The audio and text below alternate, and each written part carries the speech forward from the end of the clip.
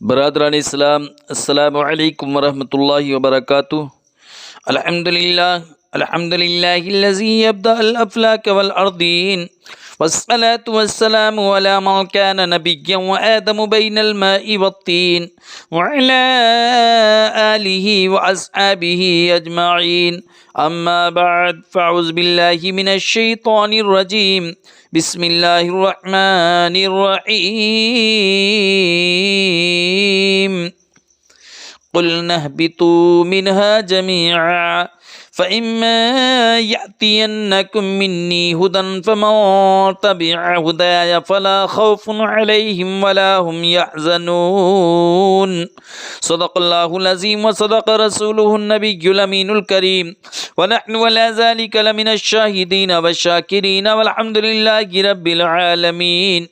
میری ملت کے نوجوانوں، میں نے جس آیت مبارکہ کو اپنا عنوان تقریر بنایا، آئیے اس کا ترجمہ پیش کرنے سے قبل فرط عقیدت اور جوش محبت کے ساتھ سرکار ذی وقار احمد مختار شفیع روز شمار کے دربار گہربار میں عقیدت اور محبت کے ساتھ درود شریف کا نذرانہ پیش کریں اور پڑھیں بآواز بلند: اللہ رب محمد صلی اللہ علیہ وسلم، نحن عباد محمد صلی اللہ علیہ وسلم، صلاۃ و سلام علیک یا رسول اللہ صلی اللہ تعالی علیہ وسلم۔ میری ملت کے نوجوانوں، ہماری تفسیر قرآن کا سلسلہ چل رہا ہے اور آپ حضرات سنتے رہیے اور اپنے دوست و احباب کو بھی اس سے جوڑتے رہیے۔ تو آج میں نے جس آیت مبارکہ کو اپنی تقریر کا، اپنی تفسیر کا عنوان بنایا ہے، جس کی میں آج تفسیر کرنے کے لیے جا رہا ہوں، اس میں اللہ عز و جل ارشاد فرماتا ہے۔ اس آیت مقدسہ کا ترجمہ امام عشق و محبت فاضل بریلوی علیہ الرحمۃ والرضوان اس طرح فرماتے ہیں: قُلْنَا اهْبِطُوا مِنْهَا جَمِيعًا، اور ہم نے فرمایا تم سب جنت سے اتر جاؤ، فَإِمَّا يَأْتِيَنَّكُم مِّنِّي هُدًى، پھر اگر تمہارے پاس میری طرف سے کوئی ہدایت آئے، فَمَن تَبِعَ هُدَايَ، تو جو میری ہدایت کا پیرو ہوا، فَلَا خَوْفٌ عَلَيْهِمْ، اسے نہ کوئی اندیشہ، وَلَا هُمْ يَحْزَنُونَ، اور نہ کچھ غم۔ تو میری ملت کے نوجوانوں، یہ اس آیت مقدسہ کا ترجمہ ہے۔ اب اس کی لفظی تشریح میں آپ کی سماعتوں کے حوالے کرنے کے لیے جا رہا ہوں، اس کو سننے کے لیے تیار ہو جائیے۔ قُلْنَا اهْبِطُوا مِنْهَا جَمِيعًا، قُلْنَا یہ قَالَ یقول قولاً سے آیا ہے، جس کے معنی ہے کہنا، بولنا، اور نا ضمیر ہے جو فاعل بن رہی ہے۔ اہبطوا یہ امر کا صیغہ ہے، حبط یہبط حبوتاً، جس کے معنی ہیں اترنا، کمی ہونا۔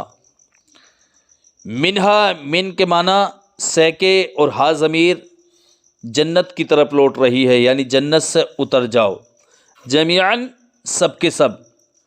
فَإِمَّا يَأْتِيَنَّكُم مِّنِّي هُدًى، فا کی معنی تو، اما کی معنی اگر، آتا یاتی کے معنی آنا،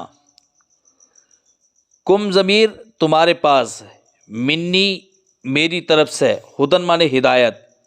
فَإِمَّا يَأْتِيَنَّكُم مِّنِّي هُدًى، پھر اگر تمہارے پاس میری طرف سے کوئی ہدایت آئے، فَمَن تَبِعَ هُدَايَ، فا کے معنی تو، اور من کے معنی کون، اور تبع یتبع تبعا کے معنی کئی آتے ہیں۔ ایک تو تبع یتبع تبعا کے معنی آتے ہیں پیچھے چلنا، اور دوسرے معنی آتے ہیں ساتھ چلنا، اور تیسرے معنی آتے ہیں مطیع و فرمانبردار ہونا، اور چوتھے معنی آتے ہیں کسی کے بعد آنا، اور پانچویں معنی آتے ہیں ماتحت ہونا۔ تو میری ملت کے نوجوانوں، تبع یتبع سمع یسمع سے آیا ہے، سمع یسمع کے باب سے آیا ہے، کہ جس کے معنی آتے ہیں مطیع و فرمانبردار ہونا، ماتحت ہونا۔ اس کے 5 معنی ہیں۔ فلا خوف ہدن، ہدایہ ہدایت سے متعلق، فلا خوف علیہم ولا هم یحزنون، فا کے معنی تو، لا کے معنی نہیں، اور خوف خافا یخافو خوفاً ڈرنا، اندیشے کے معنی میں، ڈرنے کے معنی میں ہے۔ علیہم ان پر، ولا ہم واو کے معنی اور، لام کے معنی نہیں، ہم کے معنی یہ ضمیر ہے۔ اور یحزنون یہ حزینہ یحزنو حزنن سے آیا ہے، جس کے معنی ہے رنجیدہ ہونا، غمگین ہونا۔ تو میری ملت کے نوجوانوں، یہ اس آیت مقدسہ کا ترجمہ اور اس کی لفظی تشریح تھی۔ اب اس کی تفسیر سننے کے لیے تیار ہو جائیے۔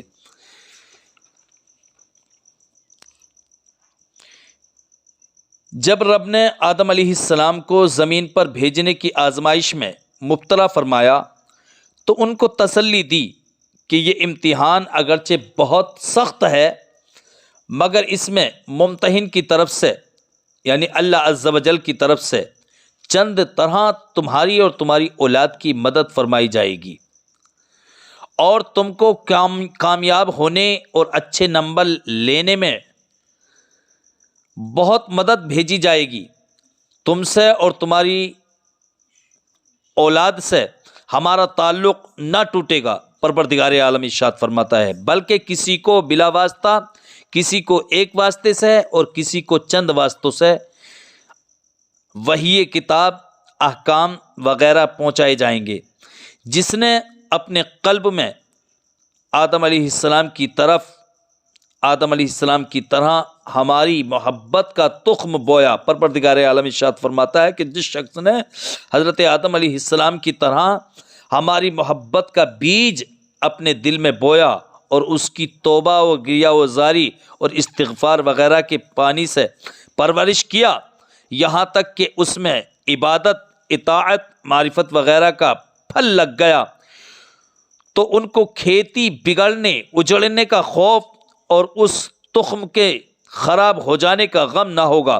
یعنی نہ تو ان کا تخم جو بیج ہے فاسد ہوگا اور نہ ان کی کھیتی برباد، اور دنیا کی کوئی مصیبت ان کے لیے نقصان دہ نہ ہوگی، بلکہ ہر مصیبت ان کو زیادہ راغب اللہ کرے گی۔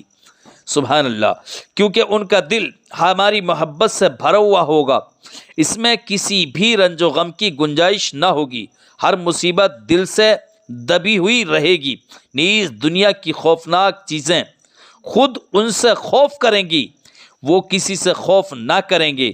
یعنی جس کے دل میں، رب قدیر اس میں فرما رہا ہے کہ جس کے دل میں اللہ کی غایت درجے کی محبت ہوگی، آدم علیہ السلام کی اولاد میں سے جس شخص کے دل میں بھی اللہ کی غایت درجے کی محبت ہوگی تو وہ کسی سے نہیں ڈرے گا، بلکہ ہر چیز کائنات کی اس سے ڈرے گی۔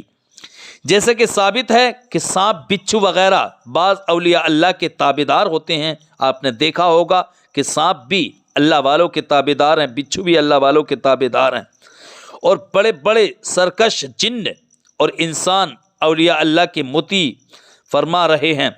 دوزخ کی آگ بھی ان سے خوف کرے گی، کس سے؟ جو اللہ کا ہو گیا، جس کے دل میں اللہ کی محبت ہے، اس سے دوزخ کی آگ بھی ڈرتی ہے۔ سبحان اللہ۔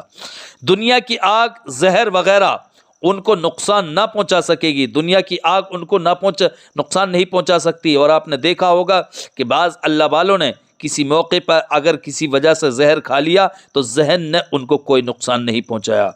اب وہ جز پروردگار کسی سے خوف نہ کریں گے۔ خیال رہے کہ ہر ایک کے لیے ہدایت علیحدہ اور اس کی اتباع جدا گانا، اسی طرح ان کا خوف اور غم سے نجات پانا مختلف نوعیت کا، غریب کے اور احکام، مالدار کے اور عورت کے علیحدہ اور اس کی اتباع جدا گانا، اسی طرح ان کا خوف و غم سے نجات پانا مختلف نوعیت کا ہے۔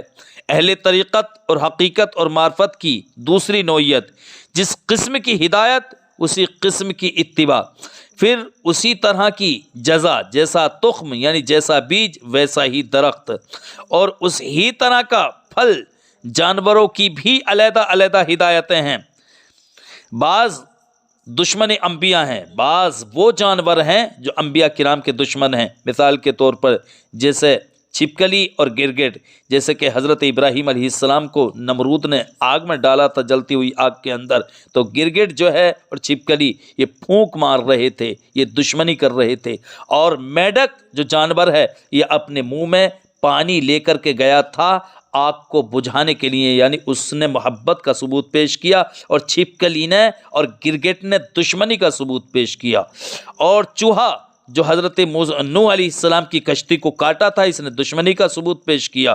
تو میری ملت کے نوجوانوں، تو کچھ جانور ایسے ہیں جو انبیاء کرام سے دشمنی رکھتے ہیں، اور کچھ جانور ایسے ہیں جو انبیاء کرام سے محبت رکھتے ہیں، اور بعض جانور خدام انبیاء کرام کے خدام ہیں، جیسے کہ ہدہد اور کبوتر۔ ہدہد حضرت سلیمان علیہ السلام کا پانی بتانے کے لیے، یعنی ان کو وضو کے لیے پانی کی ضرورت پڑتی تھی، تو پانی بتانے کے لیے ہدہد کا تقرر تھا، ہدہد فکس تھا۔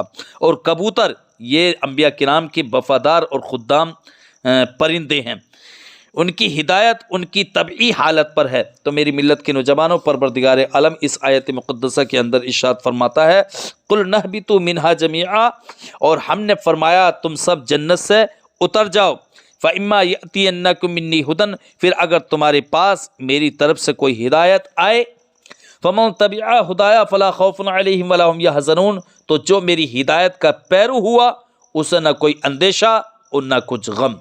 اللہ عز و جل کی بارگاہ میں دعا ہے، پروردگارہ ہمارے اس بیان کو تو اپنی بارگاہ میں قبول و مقبول فرما۔ استغفر اللہ ربی من کل ذنب و اتوب الیہ وما علینا الا البلاغ المبین۔ السلام علیکم۔